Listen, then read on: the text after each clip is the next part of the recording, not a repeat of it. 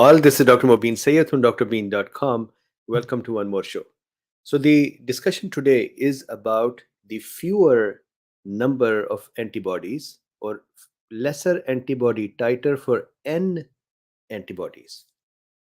And this is actually true that in multiple doses, the N antibody titer has been found to be lesser. So the question is why?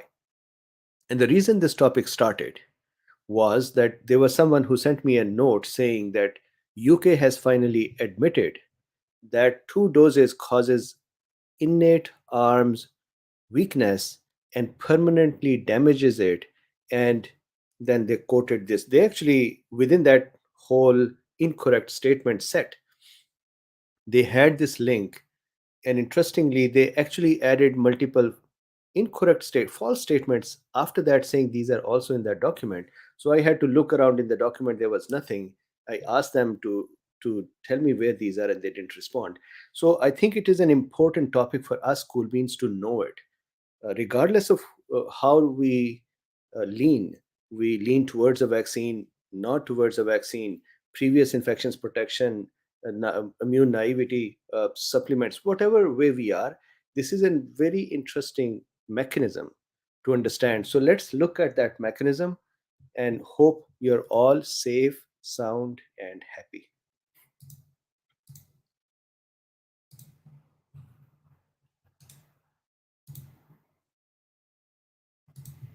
So, quick references. This is drbeen.com.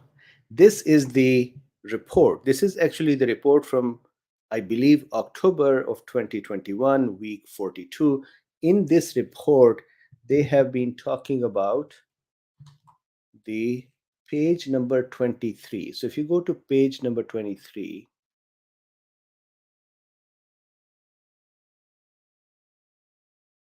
over here it says, and this is a correct thing what they're saying. The interpretation was a problem. The correct thing is seropositivity estimate. So this is a report about vaccine efficacy. Seropositivity estimates for N antibody will underestimate the proportion of population previously infected. So they say that if you just count the N antibodies, then it will not give you the correct information about previously infected because, number one, blood donors are potentially less likely to be expected to be exposed to natural infection than age matched individuals in the general population. Number two, waning of the N antibody response over time, which is also true for a spike protein as well.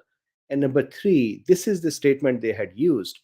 Recent observation from the UK Health Security Agency surveillance data that N antibody levels appear to be lower in individuals who have acquired infection following two doses of vaccination.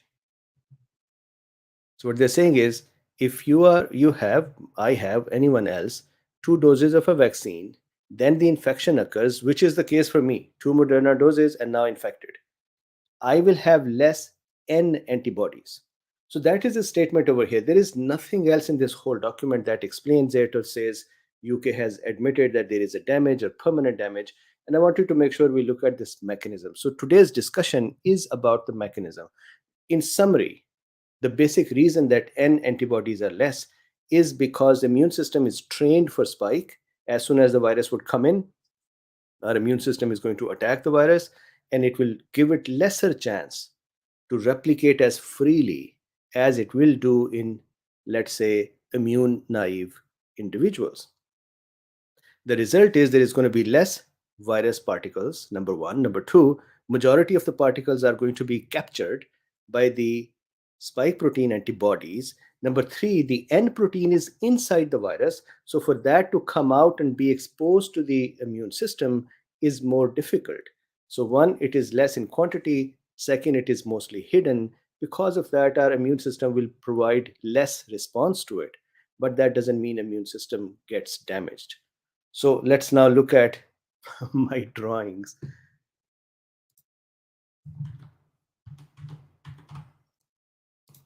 Okay, so today I have my picture here on this one as well. So this is SARS-CoV-2. The important thing here to note is the following. The spike protein is on the outside. We know that this protein is used to bind with ACE2 and it is used for viral entry. Spike protein, we also know, have multiple parts, three parts. Receptor binding domain, that is the part which it is the virus uses to bind with ACE2. Then S1 part, and then S2 part. S2 part is the one that is used for fusion in case of TMPRSS2 based mechanism. We know that the Omicron has an additional mechanism that doesn't need the TMPRSS2 and still can enter the cell by endosome. In that case, S2 separately is not needed. But, anyways, smaller and important thing, spike protein. Second, this is the envelope of the virus, this green structure. So the virus is like a sphere. Inside the sphere, there are multiple proteins as well. So important thing to note is that within the sphere is packed the viral RNA, the genome, the genetic material, the brain of the virus. And that RNA is packaged around a protein. It is wrapped around a protein. The reason is this protects the RNA. Imagine if this RNA is free floating within the virus. It would wobble around and it would start breaking and degrading.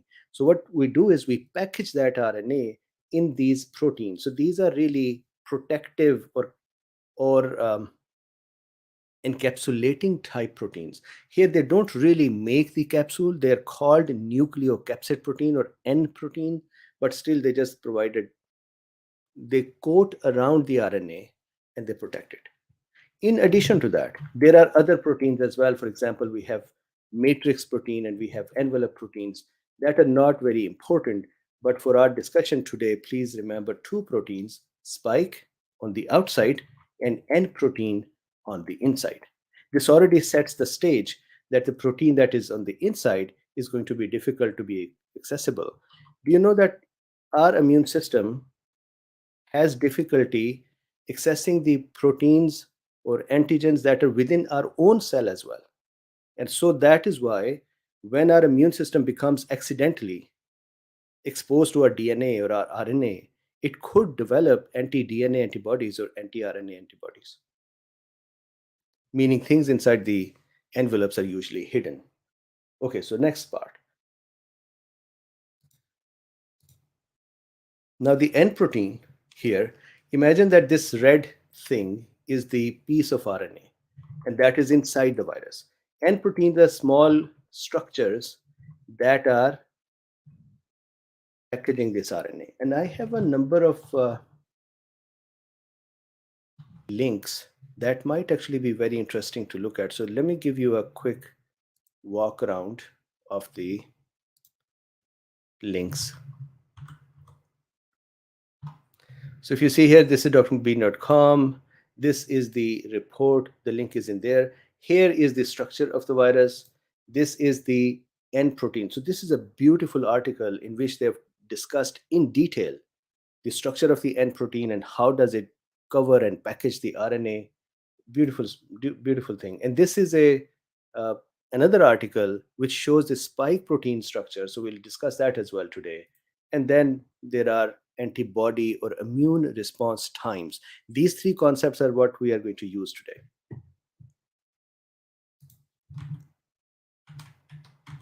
So back to this. So we have N protein packaging the RNA. Then here is a spike protein. So we have a virus here. Let's say this is an Omicron. I have removed all other spike proteins and just one spike protein is over here. That spike protein is made up of a tetramer or a three molecule structure. The S1 part, this part, has two pieces in it. One part becomes the receptor binding domain, and the other part is the remaining S1. And then there is an S2 portion, and that S2 portion is the one that is attached to the virus. And then when the cleavage occur by TMPRSS2 and the S1 and S2 are separated, then S2 is the one that helps with the fusion of the cell. So this is just the general structure of the spike protein. Now, we also know that the immune system responds in this way. So please see this. On this left side is the innate arm. So innate arm contains the natural killer cells, macrophages, dendritic cells, and then proteins, complement proteins, CRP, and many other such proteins. Here we have a virus, let's say Omicron, that arrived in our body. So I'm laying down the basic foundations and then we'll go to the concept in a minute. So virus or a pathogen arrives, an antigen arrives. The innate arm is the first one to encounter it, and it is the first one to become active as well. Innate arm does not need a lot of preparation, so it becomes active within 8-10 hours. Once it is active, it breaks down the virus and presents that virus to the naive helper T cells. That part, this whole thing, is the adaptive arm. So for the adaptive arm, the first contact is the naive T cells. And we have done this discussion that once the naive T helper cells are connected with the innate arm cell, then based on what is the interleukin available or the local chemical substances available, based on that, the naive T cell can either go T helper 2 pathway, which then goes to the B cells, and B cells would then become active and they'll start making antibodies. That is a primary discussion for today. Last time when we had a discussion, we were talking more about cytotoxic T cells. Today we're going to be talking more about the B cells and the antibodies. In some cases, naive T cells, in the presence of interleukin 12, can go T helper 1 pathway as well, and cytotoxic T cells become active. Now, please also remember, it is not necessary that for each pathogen, there is just one pathway that is taken, meaning only humoral or this path, or only cytotoxic or this path. There is a percentage of one path versus the other. Mostly one path dominates and the other path is lesser, but they both can become active, which means with Omicron, we will have antibody producing cells and we would also have cytotoxic cells as well. It's just that in various people, the proportions of activation for various arms will be different. So now this is an important one. So I need your attention here. And actually, you have all seen this before. It's not new. It's just that this is the foundational pieces that we're laying together. So imagine here is an exposure. This exposure occurred, and we know that the innate arm became activated in a few hours. Once that is activated, then the innate arm, as we just discussed, starts the adaptive arms. And this now, so now please, let's be on the same page. After the exposure, 3 days, 4 days, 5 days, 7 days, in some cases, even 29 days later, the adaptive arm becomes active and it starts making antibodies. Mean time is about 5 days. But if you look at vaccines, they take a safer time of 2 weeks, that is 14 days. So from the exposure, 14 days later, they say that now we have enough adaptive arm activation that it would be now fighting with the virus or bacteria or fungus. So in that time, let's say the 5th day is the generally accepted time, mean time for SARS-CoV-2. By 5th day, there is going to be immunoglobulin M and IgG, immunoglobulin G, that are produced. And they would start ramping up. And why are they ramping up? Because we have a lot of B cells that are produced.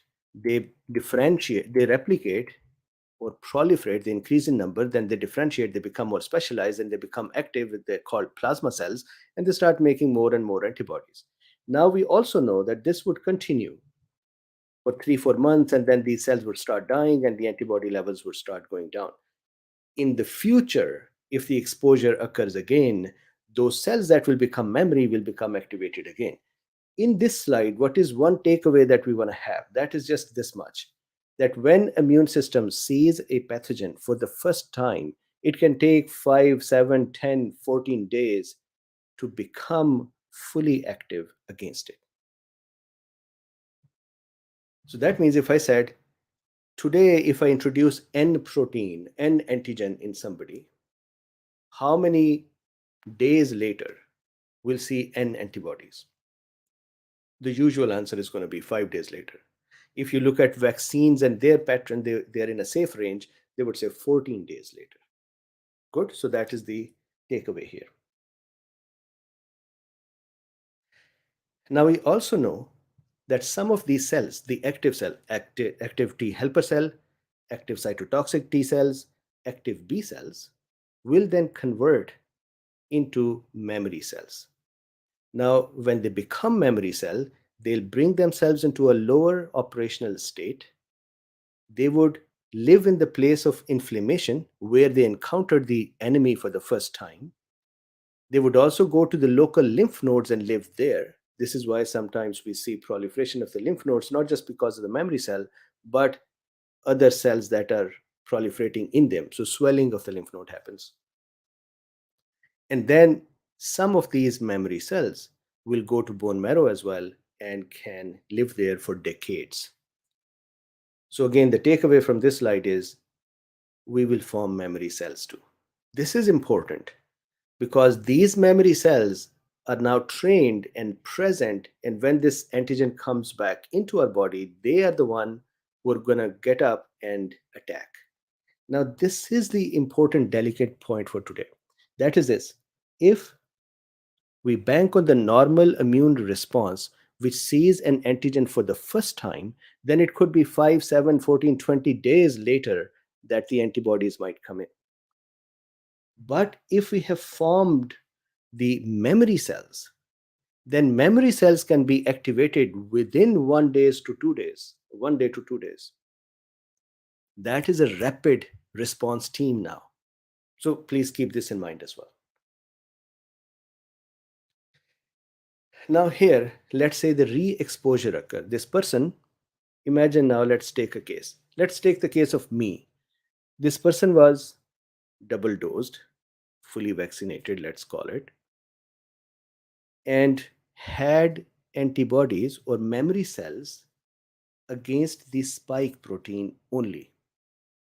If somebody had previously infected, then they would have memory cells against the spike protein and the N protein and maybe M proteins and envelope proteins and so on. But here, a person who is vaccinated and has not been previously infected will only have memory cells for spike protein. Now, this person gets infected again. Exact condition as I am. Virus comes back in. Now, what's going to happen is here's the next delicate point. Now, what's going to happen is virus will be picked up by the innate arm. Innate arm becomes activated within 9-10 hours.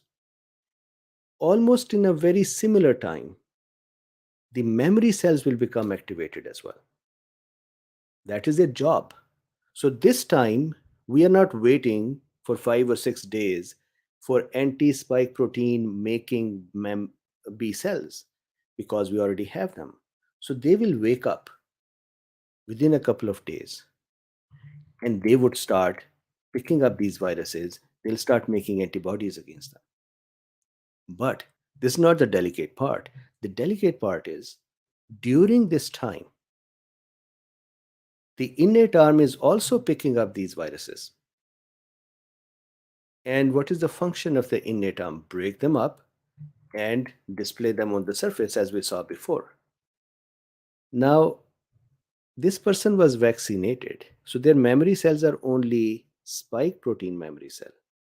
The whole virus has arrived in the body. Innate arm is going to show other parts of the virus than the spike protein. So the normal activation of the immune system for other proteins will start. That means 5 days later, 7 days later, you will be able to start seeing antibodies against N protein, for example. So when I was vaccinated, I did not have antibodies to N protein. But when I am infected, now I would have antibodies against the N protein. However, a larger chunk of antibodies. is going to be within 1 day available. And that would be for the spike proteins because these were already pre-made cells. Does this make sense?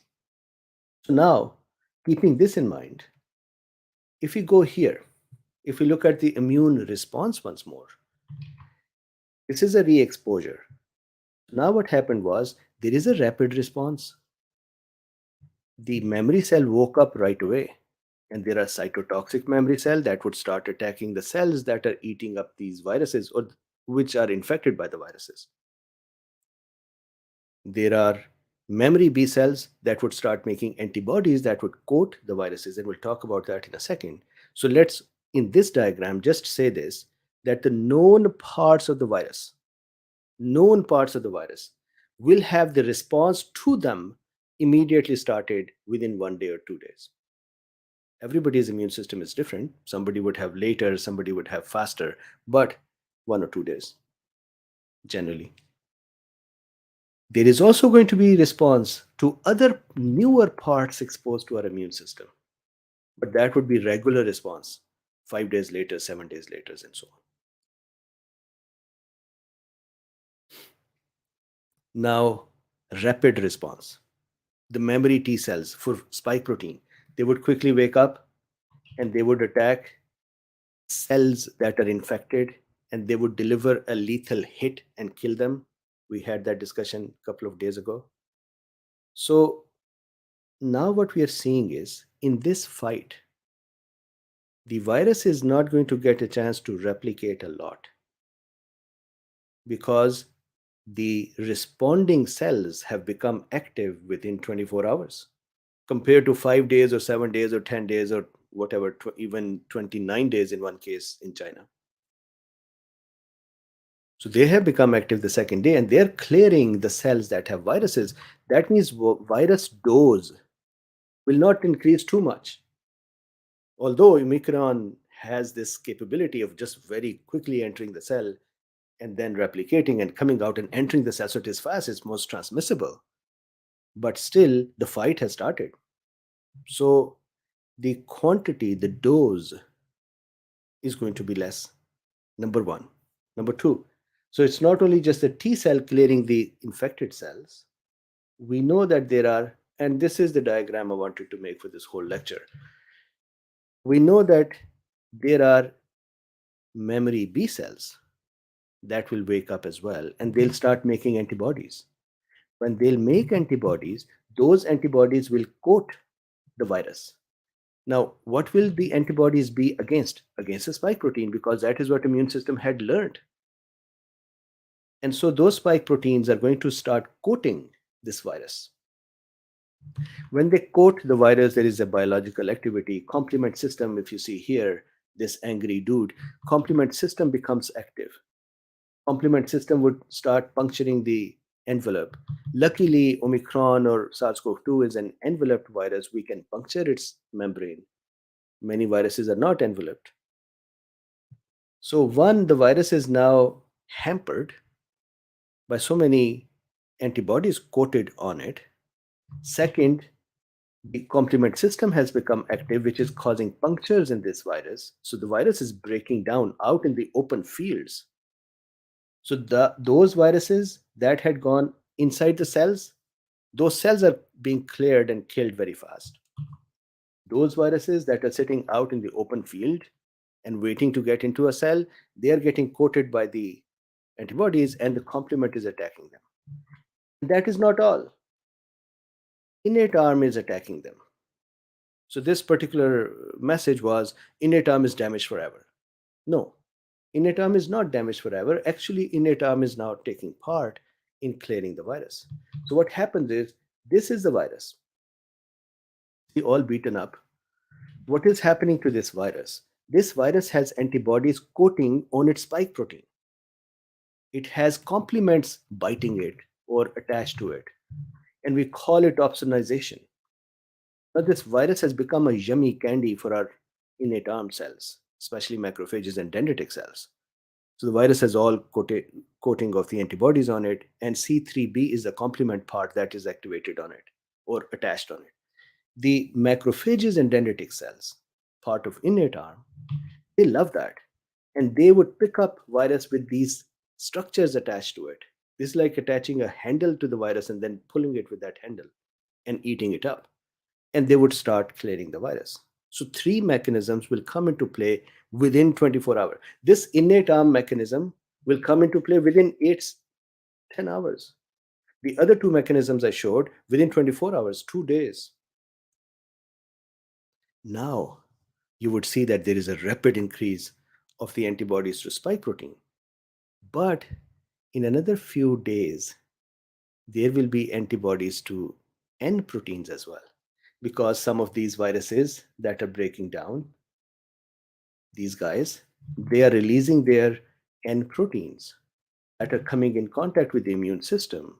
Immune system is saying, oh man, what is this? And then going to work to make antibodies against this. However, the virus dose compared to, let's say, a person who is not vaccinated or who did not have a previous infection, we will call this person immune naive. That is, their immune system is not exposed to virus or the spike protein.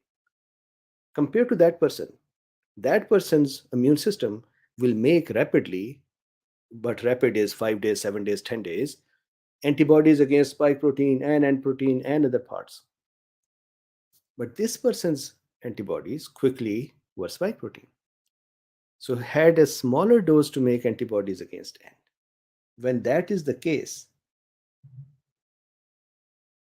then there will be less chance for the immune system to be exposed to the viruses and protein, and the result is that immune system will make less N protein antibodies. Now, being a cool bean, we can actually figure out that as this, so first of all, the dose of the virus is less because the attack on the virus started very quickly. And because of that, less parts are available to the immune system to make more antibodies. So fewer antibodies to N antigen, fewer memory cells for the N antibody, less production of N-Antigen antibodies. But check this out. If this exposure continues to occur, then with every exposure, memory cells will wake up and they will make more antibodies. They'll increase in number. So slowly, N antibodies would increase as well. But really, it's not necessary for them to increase because body is clearing the virus with the spike protein. Now, a thought experiment is this. Imagine that virus has changed its spike protein so much that the previously trained B cells and their production of the antibodies is useless. Then that virus will be treated as a new virus. And in that case, our body's training will fail, and the body will have to just treat this as a new virus once more and go through the whole process of 2 days, 5 days, 7 days, different people, different time, and attack this virus. So that is the normal mechanism. There is no failure of the immune system in this one. There is no failure of the acquired arm or innate arm. There is, with Omicron, we are seeing one failure, if we can call it failure, and that is that efficacy of the previously trained cells is less because the mutation has occurred. Fortunately, the virus itself has become milder as well. At least that is what I've been reading, but as we can see that many new data sets may be showing that may not be milder. But it seems like virus is becoming milder, or the people are becoming, there is herd immunity, there is seropositivity, even asymptomatically available, people who are vaccinated, people who are previously infected, people who are taking other supplements and keeping themselves stronger. So all collectively are also a big resistance to the virus, so it cannot really become as big as previous ones. So maybe that is a factor too. So this is the discussion. Thank you very much for listening to this one. I would come back in a few minutes. I'll give you my status and we'll do a chit chat as well. So please, if you would like to support this work, the simplest thing is to like, subscribe, and share. And if you would like to do more, there are links in the description You can buy me a coffee, or you can use PayPal, or you can be a patron. Thank you very much, and I'll see you in a few minutes.